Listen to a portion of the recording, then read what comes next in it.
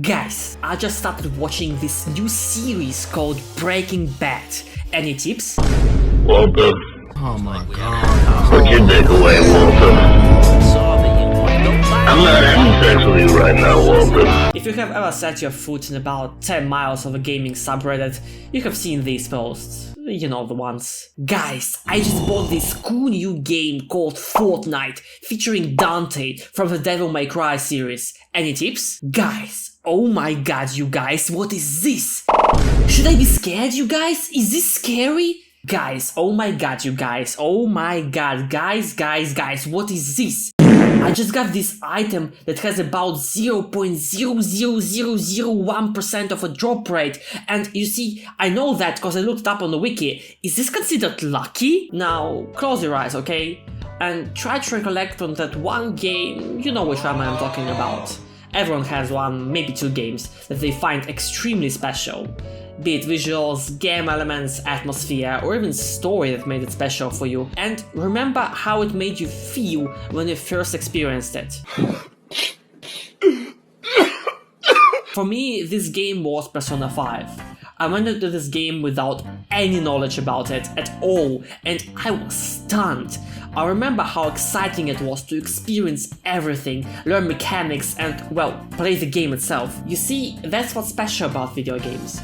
You come into them and the game slowly but steadily teaches you how to play and what to do, where in real world, no matter where you go, people always expect you to know everything about everything. Fucking stupid, who even goes outside? Am I right or am I right, my fellow gamers? This feeling of learning and overcoming difficulties set by the game is really what makes gaming special for me. Take XCOM for example. If you go into it completely naked and blind, the game will fuck you up.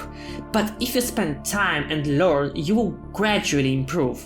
Of course, you can watch a guide beforehand or ask Reddit, the absolute worst thing you can ever do, on how every single mechanic in the game works, but it will literally ruin your learning progress. That feeling of slowly becoming smarter and better will no longer be there. Or when you play an RPG and you realize, well, fuck, this stat is worthless, why would I even spend points on this? It is the feeling of a roller coaster, when you push the game's difficulties back by overcoming them yourself. These are the moments when you feel proud, even if it's a feeling of beating random pixels on your screen. You still get rewarded for overcoming difficulties set on you by the developer. Especially when we're talking survival games, these games are built on the feeling of confusion, fear, and learning step by step of what to do and what not to do. And ironically, these posts are a lot more frequent on survival game subreddits. The only game where it is okay to ask for a beginner advice is Pathologic. And I'm not talking baby mode Pathologic, real big dick men with big dicks Pathologic. And it is okay to ask advice on it only because two people in this whole world actually played Pathologic. It's me and H-Bomba guy. Delicious. Okay, maybe that guy too. So the question is, why would you ruin your own fun? Especially when the game is built to fuck you over. Some games like Darkest Dungeon are specifically made for you to hate everything. And that is the best part about them. The game is made to piss you off, to make you paranoid about everything and angry. But when it rewards you, you feel like $1,000,000. But then you log on to Reddit and the guy tells you which classes to play, which to not, that these items are good and these are bad.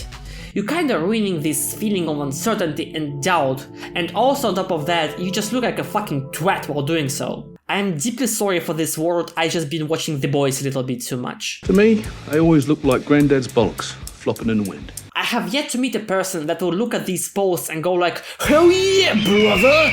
You go, my guy, here are 5 tips on how to commit a war crime. So, if all these people do is butcher their own experience, and people who they are posting to are also not a fan of them, why do people do it still? I don't fucking know. The first thing that pops into my head is that a lot of people are lonely nowadays. And gamers are usually very lonely by definition. Now, before I go on about how based being lonely is, let's ask ourselves a question. What comes with loneliness like bread and butter? Social media addiction. Good job, Mr. Strawman. 10 points to fucking idiots.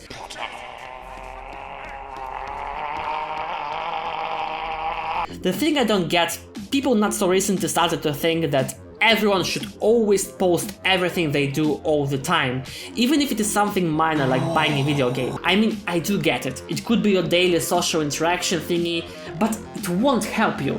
In fact, it will do quite the opposite actually. So, what do I want to say with all of this? Number 1, stop asking for beginner tips. Number 2, go outside.